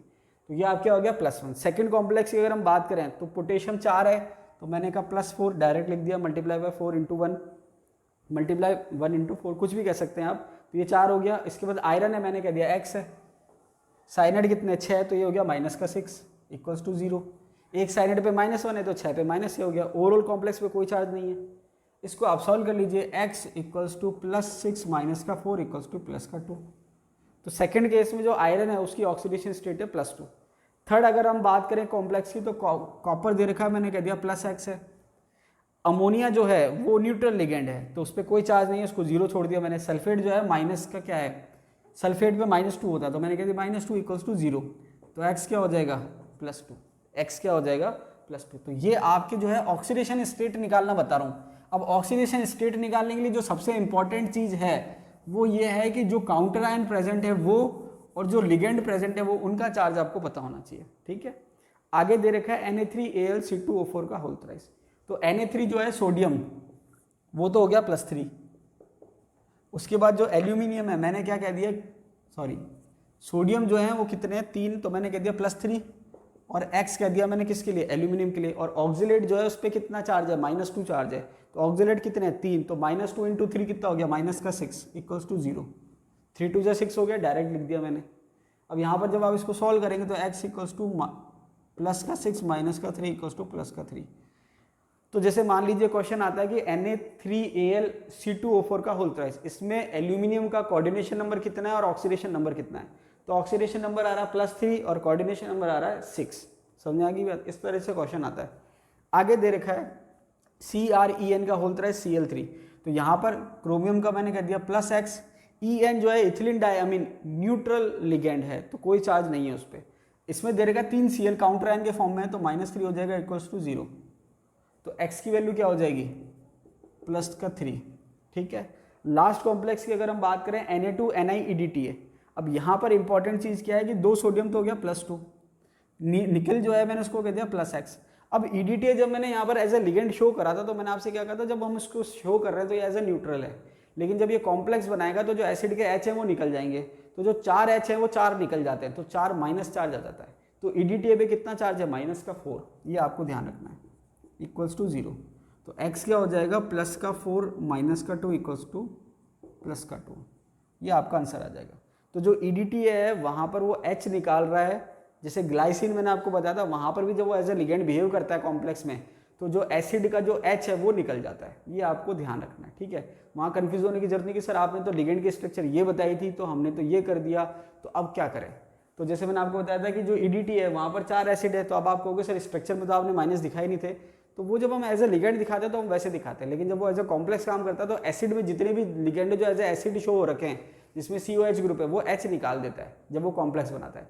अब जैसे ऑक्जेलिक एसिड है तो वहाँ पर हम उसको वैसे तो उसमें सीधे हम उसको कह रहे हैं ऑक्जेलेट आयन, तो उस हिसाब से आपको कन्फ्यूज होने की जरूरत नहीं है। जैसे ग्लाइसिन है तो वहाँ पर जब वो कॉम्प्लेक्स बनाएगा तो वो H निकाल देता है। ठीक है, तो ये आपके हो गया, क्या हो गया, आपको ऑक्सीडेशन नंबर निकालना मैंने सिखा दिया और कोऑर्डिनेशन नंबर निकालना भी सिखा दिया। देखिए अब हम बात करते हैं नॉमेनक्लेचर ऑफ कोऑर्डिनेशन कंपाउंड। तो अगर हम बात करें नॉमेनक्लेचर की तो यहाँ पर जो नॉमेनक्लेचर के रूल है पहले वो हम डिस्कस कर लेते हैं, उसके बाद कुछ प्रैक्टिस करेंगे। तो देखिए सबसे पहले अगर हम बात करें सबसे पहले पॉइंट की, तो जब हम कॉम्प्लेक्स कंपाउंड का नेम लिखते हैं तो नेम लिखने का जो तरीका है वो जो जैसे सिंपल कॉम्प्लेक्स का हम जैसे सिंपल जो कंपाउंड होता है आयनिक कंपाउंड उसका जब हम नेम लिखते हैं उसी तरीके से लिखते हैं। जैसे सबसे पहले आप कैटायन का नाम लिखोगे, उसके बाद एनायन का नाम लिखोगे। जैसे अगर हम बात करें NaCl की, तो NaCl का जब हम नाम लिखते हैं तो हम क्या नाम लिखते हैं, सोडियम क्लोराइड। क्या लिखते हैं, सोडियम क्लोराइड। या फिर अगर MgCl2 का लिखना हो तो हम क्या लिखते हैं, मैग्नीशियम क्लोराइड। क्या लिखते हैं, मैग्नीशियम क्लोराइड। तो उसी तरीके से जब हम कॉम्प्लेक्स कंपाउंड का नाम लिखते हैं तो वहां पर आपको ध्यान रखना है कि जब हम नाम लिखते हैं तो 2 स्पीसीज होती है, एक पॉजिटिव स्पीसीज और एक नेगेटिव स्पीसीज, या आयंस कहें तो पॉजिटिव और नेगेटिव। उसमें कॉम्प्लेक्स वाला पॉजिटिव भी हो सकता है और नेगेटिव भी हो सकता है। तो वहां पर आपको सीक्वेंस क्या रखना है कि पहले कैटायन का नाम आएगा उसके बाद एनायन का नाम आएगा। जैसे मैंने यहाँ कहा सोडियम क्लोराइड और मैग्नीशियम क्लोराइड, तो मैंने यहाँ पर ऐसे नहीं कहा मैग्नीशियम डाइक्लोराइड, इसका मतलब यहाँ पर मैं आयंस की जो संख्या है वो मेंशन नहीं करता। अगर मैं कहूँगा एल्यूमिनियम क्लोराइड तो वहाँ पर मैं ये नहीं लिख रहा कि AlCl3 है तो 3 ट्राइक्लोराइड कहूँ। तो कहने का मतलब ये है कि जो आयन की संख्या है वो मेंशन नहीं होती। तो जब आप नाम लिखोगे तो आपको पहले कैटायन का नाम लिखना है, उसके बाद एनायन का नाम लिखना है। Number of ions not mentioned, जो आयनों की संख्या है वो हमको मेंशन करने की ज़रूरत नहीं है। ठीक है, हालांकि ये पॉइंट स्पेशली काउंटर आयन के लिए लिखा हुआ है, लेकिन दोनों पे चल जाएगा। कॉम्प्लेक्स आयन हो तो उसकी संख्या भी मेंशन करने की जरूरत नहीं है और जो काउंटर आयन है उसकी संख्या भी मेंशन करने की जरूरत नहीं है। नेक्स्ट पॉइंट की अगर हम बात करें नेम ऑफ कॉम्प्लेक्स स्पीसीज, तो ये तो हमने बात करी कि भाई एक काउंटर आयन और एक कॉम्प्लेक्स आयन है, तो पहले पॉजिटिव का नाम लिखेंगे चाहे वो सिंपल आयन हो चाहे कॉम्प्लेक्स आयन हो, और फिर नेगेटिव का लिखेंगे चाहे वो सिंपल हो चाहे कॉम्प्लेक्स। तो ये तो हमने बात कर ली और हमको नंबर शो करने की जरूरत नहीं है आयंस की। अब आगे अगर हम बात करें तो जो कॉम्प्लेक्स आयन है चाहे वो कैटायन हो चाहे एनायन हो, तो ये कह रहा है नेम ऑफ कॉम्प्लेक्स स्पीसीज। तो जो कॉम्प्लेक्स स्पीसीज बच गई उसका हमको नाम लिखना है, तो उसका नाम कैसे लिखेंगे, तो उसमें दे रखा है कि सबसे पहले आप लिखोगे लिगेंड का नाम। जब आप कॉम्प्लेक्स स्पीसीज जो है उसका जब आप नेमिंग करोगे तो सबसे पहले आपको क्या लिखना है, लिगेंड के नेम लिखने हैं। किसके नेम लिखने, लिगेंड के। और फिर लिगेंड के अगर मान लीजिए एक से ज़्यादा तरीके के हैं, भाई एक तरीके का है तो लिगेंड का नाम लिखना है, और अगर एक से ज़्यादा तरह के लिगेंड है तो वहाँ पर आपको क्या फॉलो करना है, अल्फ़ाबेटिक ऑर्डर। क्या फॉलो करना है, इन अल्फ़ाबेटिक ऑर्डर। तो जैसे अगर आपको लिगेंड जितने भी हैं उनके नाम पता होने चाहिए और उसके बाद आपको उसको अल्फ़ाबेटिक ऑर्डर में आपको अरेंज करना है। कई बार कन्फ्यूजन ये हो जाता है कि आपको प्लस माइनस में कन्फ्यूज जाता है कि भाई पहले नेगेटिव लिगेंड लिखने हैं, न्यूट्रल लिखने हैं। जब आप नाम लिख रहे हो तो वहाँ पर आपको पॉजिटिव नेगेटिव से मतलब नहीं है लिगेंड पे क्या चार्ज है, आपको अल्फ़ाबेटिक ऑर्डर फॉलो करना। ठीक है, आगे दे रखा है, ये आपने लिगेंड के नाम लिख लिया, उसके बाद आपको लिखना है मेटल का नाम, और मेटल का नाम लिखने के बाद आपको ऑक्सीडेशन स्टेट लिखनी है। कैसे लिखनी है? ब्रैकेट में लिखनी है, और ब्रैकेट में भी कैसे लिखनी है? रोमन नंबर में लिखनी है। समझ में आ गई बात? जैसे मान लीजिए ऑक्सीडेशन स्टेट 2 है तो ऐसे नहीं लिखनी है, आपको लिखनी है ब्रैकेट में और रोमन नंबर में ऐसे। ठीक है, समझ में आ गई बात? चलिए, तो आपने जो कॉम्प्लेक्स स्पीसीज है उसका नेम कैसे लिखा? सबसे पहले लिगेंड, लिगेंड अगर एक से ज़्यादा तरह के हैं तो अल्फाबेटिक ऑर्डर में, उसके बाद मेटल, और मेटल के बाद उसकी ऑक्सीडेशन स्टेट ब्रैकेट में और रोमन नंबर में। ऑक्सीडेशन स्टेट निकाला मैंने अभी आपको सिखाया था। आगे दे रखा है कि अगर लिगेंड की संख्या एक से ज़्यादा हो, लिगेंड की जो संख्या है मोर देन 1 हो, तो देखिए एक तो होता है टाइप कि भाई एक से ज़्यादा तरह के लिगेंड हो, और एक होता है लिगेंड की संख्या कि भाई एक से ज़्यादा लिगेंड हो। तो यहाँ क्या दे रखा है? लिगेंड जो है मोर देन 1, मतलब एक से ज़्यादा तरह के अगर हैं, मतलब सॉरी, लिगेंड की संख्या अगर ज़्यादा है एक से, ठीक है, सेम लिगेंड की, तो ये क्या कर रहा है? प्रीफिक्स यूज़ करते हैं। अब देखिए यहाँ पर काउंटर आयन की तो संख्या शो करने की जरूरत नहीं है, लेकिन लिगेंड की संख्या आपको शो करनी है। कैसे करनी है? प्रीफिक्स आपको लगाना है। प्रीफिक्स जो नाम के पहले लगता है, डाई, ट्राई, टेट्रा, ईटीसी। 2 के लिए डाई, 3 के लिए ट्राई, 4 के लिए टेट्रा, पेंटा, हेक्सा, ईटीसी। ठीक है, तो ये आपको लिगेंड की संख्या मेंशन करनी है प्रीफिक्स से। आगे दे रखा है नॉमेनक्लेचर ऑफ लिगेंड्स। अब यहाँ पर लिगेंड का नाम कैसे लिखें? तो लिगेंड जो है, मैंने आपको बताया था कि लिगेंड 3 तरह के होते हैं, पॉजिटिव, नेगेटिव, न्यूट्रल। तो पॉजिटिव तो बहुत एक्सेप्शनल केस में होते हैं, रेयर होते हैं, तो बहुत कम काम में आते हैं। मैक्सिमम जो है वो न्यूट्रल और नेगेटिव काम में आते हैं। अब कौन से लिगेंड का क्या नाम है वो आपको पता होना चाहिए। अब देखिए सारे यहाँ पर लिखना पॉसिबल नहीं है, जो बेसिक कॉमन थे वो मैंने लिख दिए, बाकी आप किसी भी बुक से देखेंगे तो वहाँ पर आपको और एग्जाम्पल मिल जाएंगे। तो यहाँ पर अगर हम बात करें नेगेटिव लिगेंड की, तो देखिए नेगेटिव लिगेंड की एक खासियत है कि लास्ट में ओ लगता है, कुछ को छोड़कर। जैसे कुछ ऑर्गेनिक स्पीसीज है वहाँ पर हम उसको एक्सेप्ट कर देते हैं या एक्सेप्शन छोड़ देते हैं, बाकी मैक्सिमम केस में ओ लगता है। अब जैसे बात करें Cl- की, अब यहाँ पर चारों हेलोजन हो तो वो कंसेप्ट वही रहेगा। जैसे Cl- है तो क्लोरो, Br- है तो ब्रोमो, I- है तो आयोडो। अब यहाँ पर एक चीज़ ध्यान रखना कि जो Cl- का नाम आपको लिखना है वो लिखना है क्लोरो। अब एक्चुअल में क्या है कि जो नया जो रूल है IUPAC नॉमेनक्लेचर का, उसने क्या करा है, इसको थोड़ा सा मॉडिफाई कर दिया नाम को। तो क्लोरो जो है, या जिसको हम सिंपल हेलो कह सकते हैं, अगर मैं हेलोजन कहूँ तो सिंपल हेलो कह सकते हैं, तो वहाँ पर उसको हेलिडो कर दिया। तो अगर इसका जो लेटेस्ट नेम अगर हम देखें तो क्लोरिडो हो जाएगा। क्या हो जाएगा? क्लोरिडो। तो लेटेस्ट जो नॉमेनक्लेचर रूल है वहाँ पर जो नाम है वो है क्लोरिडो। तो जैसे क्लोरीन है तो क्लोरो पुराना नाम, और ब्रोमीन है, क्लोरो है और नया है क्लोरिडो। ब्रोमीन है तो ब्रोमो और ब्रोमिडो। आयोडीन है तो आयोडो और आयोडाइडो। तो यहाँ पर क्या है कि लेटेस्ट जो नेम है वो अभी इतना प्रचलित नहीं है या इतना यूज टू नहीं है, तो ये इतना काम में अभी नहीं लेते। ठीक है, मैंने आपको बता दिया नॉलेज के लिए। अब नेक्स्ट देखिए अब नेक्स्ट अगर हम बात करें CH3CO- की, तो इसका नाम क्या होगा? एसीटेटो। क्या होगा? एसीटेटो। वैसे हम इसको एसीटेट कहते हैं, लेकिन जब हम बात करेंगे यहाँ पर नॉमेनक्लेचर की तो वहाँ पर ओ लग जाता है, तो क्या हो जाएगा? एसीटेटो। NO2- की बात करें तो नाइट्रो हो जाएगा, Cn- की करें तो साइनो हो जाएगा, SO4 सल्फेटो। वैसे हम क्या कहते हैं? सल्फेट, लेकिन यहाँ क्या हो जाएगा? सल्फेटो। अब ध्यान रखना कि कुछ केस जैसे ऑर्गेनिक वाले हैं CH3- तो यहाँ पर सिंपल मिथाइल है। C5H5- साइक्लोपेंटाडाइइनाइल, तो ये आपके ऐसे होता है साइक्लोपेंटाडाइइनाइल। एरोमेटिसिटी जब हम पढ़ेंगे वहाँ पर आएगा साइक्लोपेंटाडाइइनाइल। C2O4 तो ये हो जाएगा ऑक्जेलेटो। क्या हो जाएगा? ऑक्जेलेटो। तो यहाँ पर आप देखेंगे मैक्सिमम केस में ओ लग रहा है लास्ट में। क्या लग रहा है? ओ लग रहा है, कुछ केस को छोड़कर। इसके बाद अगर हम बात करें न्यूट्रल लिगेंड की, तो देखिए न्यूट्रल लिगेंड की अगर हम बात करें तो जैसे H2 है तो H2O को हम वाटर नहीं कहेंगे, यहाँ पर हम कहेंगे एक्वा। क्या कहेंगे? एक्वा। CO जो है कार्बोनिल हो जाएगा, NO जो है नाइट्रोसिल हो जाएगा, NH3 जो है अमीन हो जाएगा। ठीक है, वैसे इसको अमोनिया कहते हैं, लेकिन यहाँ पर इसको हम अमीन कहेंगे as a ligand. C2O4 ethylene EN, जो अभी हमने देखा था शॉर्ट फॉर्म है किसकी? इथिलीन डायमीन की। इसकी पूरी स्ट्रक्चर तो नहीं आती, शॉर्ट में हम लिखते हैं EN, इथिलीन डायमीन। उसके बाद C5H5N, तो देखिए यहाँ पर C5H5N भी लिखा रहता है और शॉर्ट में PY भी लिखा रहता है, तो इसका नाम हो जाएगा पिरिडिन। तो ये हो गया आपके न्यूट्रल लिगेंड। क्या हो गए? न्यूट्रल लिगेंड के नाम हो गए। अब ये देखिए ये जो सबसे कॉमन है वो मैंने यहाँ लिख रखे हैं, सारे नहीं लिख रखे हैं, सारे आप किसी भी बुक में से देख सकते हैं। ठीक है, आगे देख रहे हैं पॉजिटिव लिगेंड। तो देखिए पॉजिटिव मैंने कहा था बहुत ही रेयर होते हैं। NO+ जो है वो हो जाएगा नाइट्रोसिल। क्या हो जाएगा? नाइट्रोसीलियम, सॉरी NO+ क्या हो जाएगा? नाइट्रोसीलियम। उसके बाद है NH2NH3+, तो ये हो जाएगा हाइड्रोजीनियम। क्या हो जाएगा? हाइड्रोजीनियम। NH2NH3+ क्या हो जाएगा? हाइड्रोजीनियम। इसके बाद दे रखा है H3O+, तो H3O+ जो हो जाएगा वो हो जाएगा हाइड्रोनियम। बहुत ही रेयर है, बहुत ही क्या है, रेयर है, बहुत कॉमन नहीं है। ठीक है, तो ये आपको ध्यान रखना है। ये कई बार पूछ लेते हैं कि भाई ये क्या है, इलेक्ट्रोफाइल है, न्यूक्लियोफाइल है, लुईस एसिड है, लुईस बेस है। तो ध्यान रखना कि यहाँ पर प्लस है तो ये इलेक्ट्रोफाइल नहीं है, ना ही लुईस एसिड है। ये क्या है? आप इसको न्यूक्लियोफाइल कह सकते हो या लुईस बेस कह सकते हो। आगे अगर हम बात करें, for organic ligands having di tri tetra etc in their name. अब क्या है कि जैसे अभी हमने कहा था कि जो लिगेंड की संख्या है वो हम कैसे बताएंगे?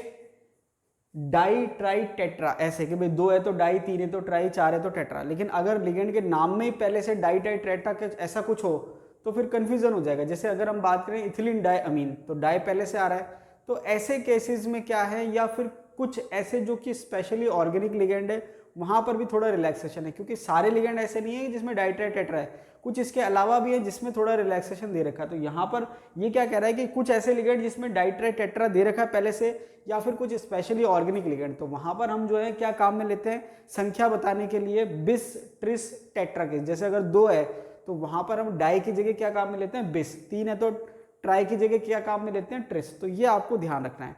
तो जैसे आपके दे रखा है EN का होल ट्वाइस, तो इसको हम कैसे लिखेंगे? बिस, बाकी लिखेंगे ब्रैकेट में। ये आपको ध्यान रखना है, ठीक है।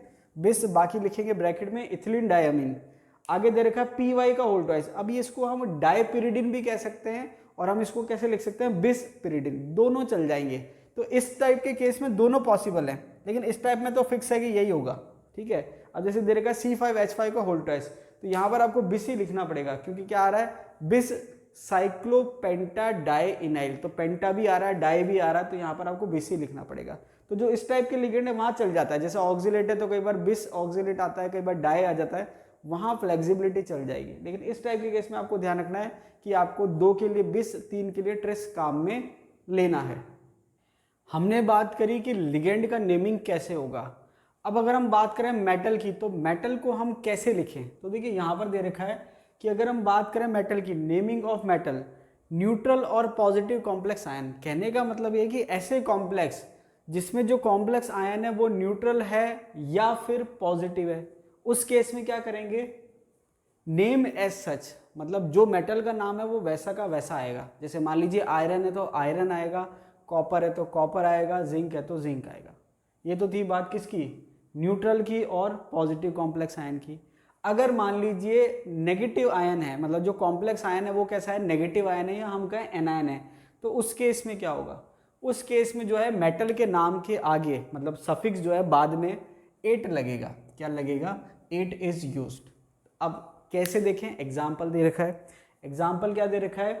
AgS2O3 3-, मतलब यहाँ पर पूरा कॉम्प्लेक्स का नाम नहीं है, केवल हम मेटल की बात कर रहे हैं। तो यहाँ पर जो है Ag जो है सिल्वर है, और उसके आगे हमें 8 लगाना है। तो देखिए यहाँ पर एक चीज़ का और ध्यान रखना है कि अगर कोई ऐसा सिंबल है जिसका एक्चुअल नेम अलग है और हम उसको बाद में हमने नाम कुछ और पढ़ रखा है, तो जो उसका जो सिंबल जिस नेम से ओरिजिनेट हुआ है उसी के आगे 8 लगेगा। जैसे मान लीजिए Ag है, लेकिन हम इसको सिल्वर बोलते हैं, लेकिन Ag जो है वो आया कहाँ से? अर्जेंटम से आया। किससे आया? अर्जेंटम से। तो वहाँ पर उसके आगे 8 लगेगा, तो हम इसको क्या कहेंगे? अर्जेंटेट। क्या कहेंगे? अर्जेंटेट, ठीक है। क्रोमियम है तो सिंपल क्रोमियम है ही है, तो क्रोमेट हो जाएगा। जिंक है तो सिंपल जिंक है तो जिंकेट हो जाएगा। अब Fe जो है वैसे तो होता है फेरम, और हमने इसका नाम रखा है आयरन, तो फेरम का जो है फेरेट हो जाएगा। क्या हो जाएगा? फेरेट। तो आपको ध्यान रखना है कि 8 कब लगेगा? जब कॉम्प्लेक्स आयन नेगेटिव हो। समझ में आ रही बात? पॉजिटिव न्यूट्रल के लिए कोई प्रॉब्लम नहीं, सिंपल आपको लिखना है। अब ये हमने जितने भी रूल्स थे वो हमने पॉइंट वाइज पढ़ लिए।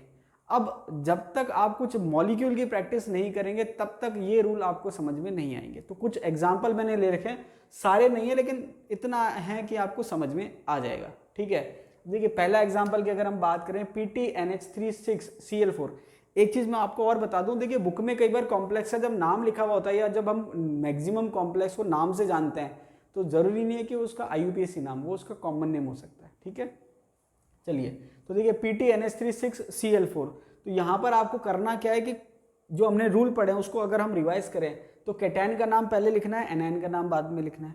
उसके बाद कॉम्प्लेक्स आयन एक साथ जब लिखेंगे हम, उसका नाम लिखेंगे तो पहले लिगेंड का नाम लिखना है, उसके बाद मेटल का नाम आएगा, उसके बाद ऑक्सीडेशन स्टेट आएगी। तो अगर मैं एक बार नाम देखूं कि क्या लिखा हुआ है, तो नाम क्या होगा, हेक्साअमीन प्लेटिनम 4 क्लोराइड। अब ये आया कैसे, तो पहली बात तो ये नेगेटिव आयन है जो बाद में लिखा जाएगा और इसकी संख्या लिखने की जरूरत नहीं है, तो इसके लिए आ गया क्लोराइड। ठीक है, अब इसके बाद जो कॉम्प्लेक्स आयन है उसका मुझे नाम लिखना है एक साथ आएगा, स्पेस नहीं आएगा, और बाद में जो नेगेटिव आया काउंटर आयन है उसका नाम अलग से लिखा जाता है। तो यहाँ पर आपके लिगेंड एक तरह का है अमीन, उसकी संख्या कितनी है 6, तो संख्या के लिए हम क्या शो करेंगे, हेक्सा। तो ये हो जाएगा हेक्साअमीन, ये तो हो गया लिगेंड का नाम। अगर एक से ज़्यादा होता तो हम अल्फाबेट फॉलो करते। उसके बाद आएगा, अब देखिए कॉम्प्लेक्स आयन कैसा है, पॉजिटिव है, नेगेटिव है, न्यूट्रल है। तो काउंटर आयन नेगेटिव है तो कॉम्प्लेक्स आयन पॉजिटिव है, तो पॉजिटिव तो सेम लिखना है। तो क्या हो गया, हेक्साअमीन प्लेटिनम।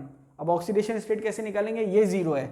अब इसको आप हमेशा देखिए ऑक्सीडेशन स्टेट निकालने का मैंने आपको तरीका बता दिया एक्स से, और अगर आप डायरेक्ट निकालना चाहते हैं तो देखिए प्रैक्टिस से आपको आ जाएगा। ऑक्सीडेशन निकालने का तरीका क्या है कि ये पूरा जो कॉम्प्लेक्स है या जो भी फॉर्मूला आपको दिख रहा है, ये ओवरऑल चार्ज इस पर 0 आ रहा है क्योंकि कोई चार्ज दिखाई नहीं दे रहा। तो ओवरऑल चार्ज 0 का मतलब जितने प्लस है उतने माइनस है। अब ये तो न्यूट्रल है, ये कितना है -4, भाई एक Cl माइनस है तो टोटल -4, तो ओवरऑल प्लस भी कितना होगा, +4। तो यहाँ पर प्लेटिनम जो है वो कितना हो जाएगा, +4। ठीक है, डायरेक्ट निकालने का तरीका प्रैक्टिस से आ जाएगा आपको। तो नाम क्या हो गया, हेक्साअमीन प्लेटिनम 4 क्लोराइड, हेक्साअमीन प्लेटिनम 4 क्लोराइड। समझ आई बात। अब नेक्स्ट की अगर हम बात करें, सेम टू सेम कंसेप्ट है, टेट्राअमीन कॉपर।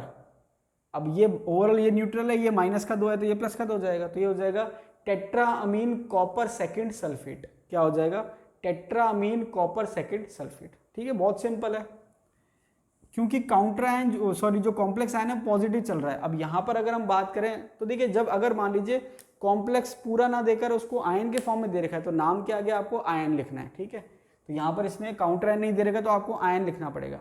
अब यहाँ पर कॉम्प्लेक्स पे कौन सा चार्ज है, नेगेटिव चार्ज है, तो एक चीज़ तो क्लियर हो गई कि मेटल के नाम के आगे क्या लगेगा, 8 लगेगा। अब यहाँ पर आपको क्या करना है कि कोई काउंटर आयन तो है नहीं, आयन लिखना है आपको। अब जब मैं कॉम्प्लेक्स आयन का नाम लिखूंगा तो 2 तरह के लिगेंड है, एक तो ये और एक ये। इसका नाम है इथिलीन डायमीन और ये है आयोडो। कॉमन अगर हम बात करें पुराने वाले की तो आयोडो, नहीं तो आयोडाइडो, कुछ भी आप लिख सकते हो। तो इथिलीन डायमीन और आयोडो। तो अगर अल्फाबेट की बात करें तो ई पहले आता है, तो हम क्या लिखेंगे, इथिलीन डायमीन, और इसकी संख्या कितनी है, 4। अब देखिए एक चीज़ और बता दूं आपको कि जो संख्या होती है उसके लिए जो प्रीफिक्स आते हैं वो अल्फाबेट में काउंट नहीं होंगे, ये आप ध्यान रखना। कहीं अब अगर आप कहो कि भाई डाई लगाना है मुझे, तो डाई को फिर मैं डी से काउंट करूँ, ऐसा नहीं है। जो प्रीफिक्स हैं वो आपके अल्फाबेट में काउंट नहीं होंगे, आपको जो ओरिजिनल नेम है लिगेंड का वो अल्फाबेट में काउंट होगा। तो ये अल्फाबेट में पहले आ रहा है, तो ये हो जाएगा इथिलीन डायमीन, फिर ये हो जाएगा टेट्राआयोडो, इथिलीन डायमीन टेट्राआयोडो। ठीक है, उसके बाद क्या हो जाएगा, क्रोमेट। क्यों, क्योंकि नेगेटिव है, क्रोमेट। और उसके बाद ऑक्सीडेशन स्टेट। अब यहाँ पर क्या है कि भाई न्यूट्रल तो है नहीं, ऑक्सीडेशन स्टेट है। तो देखिए कैसे निकालें, इसको मैं एक्स करके सॉल्व कर देता हूँ। तो ऑक्सीडेशन स्टेट अगर हम निकालें तो देखिए क्रोमियम की मैंने कह दिया +X है, En जो है इथिलीन डायमीन न्यूट्रल होता है, उसको कुछ लिखने की जरूरत नहीं है। आयोडीन जो है -1 है तो -4 लिख दिया, और क्योंकि ओवरऑल आयन पे चार्ज कितना है, -1, तो मैंने -1 लिख दिया। ठीक है, फिर ये हो जाएगा x = +4 -1, तो कितना हो जाएगा, +3। कितना हो जाएगा, +3। तो ओवरऑल जो चार्ज आ गया या ऑक्सीडेशन स्टेट आ गई वो कितनी आ गई, +3। तो यहाँ पर क्या नाम हो जाएगा, इथिलीन डायमीन टेट्राआयोडो क्रोमेट 3, या थर्ड कह सकते हैं, माइनस का मतलब आयन। तो यहाँ पर नाम क्या हो गया, इथिलीन डायमीन टेट्राआयोडो क्रोमेट 3 आयन। अब अगर मान लीजिए मुझे एक्स करके सॉल्व नहीं करना होता और डायरेक्ट सॉल्व करना होता, तो यहाँ पर मैंने क्या बताया, ओवरऑल चार्ज कुछ भी नहीं है, इसका मतलब जितने प्लस है उतने माइनस है। अब यहाँ पर एक माइनस है, इसका मतलब क्या है, ओवरऑल जो चार्ज है वो माइनस का एक ज़्यादा और प्लस का एक कम है, तभी तो नेट -1 आ रहा है। तो यहाँ पर जितने भी माइनस है +1 कम होगा, ये तो न्यूट्रल है, माइनस कितने हैं, 4, तो +1 कम होगा, कितने हो गए, 3। डायरेक्ट निकाल सकते हो, प्रैक्टिस से आएगा लेकिन। ठीक है, डायरेक्ट जो है वो प्रैक्टिस से आप आसानी से सॉल्व कर सकते हो। नेक्स्ट कॉम्प्लेक्स की बात करें तो देखिए ये जो है, ये ध्यान रखना एम्बिडेंटेड लिगेंड है, तो लिखने का तरीका कैसा है, NO2 लिखा है या ONO लिखा है, उस पर आपके नाम डिपेंड करेगा। तो काउंटर आयन है, नेगेटिव बाद में लिखेंगे, तो ये आके पॉजिटिव आयन हो गया। तो अब आप ये देखेंगे कि ये नाइट्राइटो लिखते हैं, हम इसको क्या लिखते हैं, नाइट्राइटो। अगर सिंपल NO2 था तो नाइट्रो, और ONO है तो नाइट्राइटो। अब यहाँ पर नाइट्राइटो और ये अमीन है, तो अमीन अल्फाबेट में पहले आता है। अब यहाँ पर ये क्या हो जाएगा, 5 है तो पेंटा हो जाएगा। तो मैंने कहा कि P जो है वो अल्फाबेट में नहीं काउंट कर रहे हैं, हम काउंट करेंगे A। तो क्या नाम हो जाएगा, पेंटामीन। उसके बाद नाइट्राइटो। अब देखिए एक चीज़ और ध्यान रखना, ये स्पेस नहीं आता यहाँ पर, ठीक है। जब आपके कॉम्प्लेक्स का आयन का जो नाम चल रहा है तो वो पूरा एक साथ चलता है, पेंटामीन, नाइट्राइटो, कोबाल्ट। अब ऑक्सीडेशन स्टेट की बात करें तो 1 माइनस ये है, 2 माइनस ये है, टोटल 3 माइनस, तो इस पर 3 plus. Cobalt second, sorry third, cobalt third, और लास्ट में क्लोराइड। समझ में आ रही बात, पेंटामीन, नाइट्राइटो, कोबाल्ट थर्ड, क्लोराइड। बहुत सिंपल है।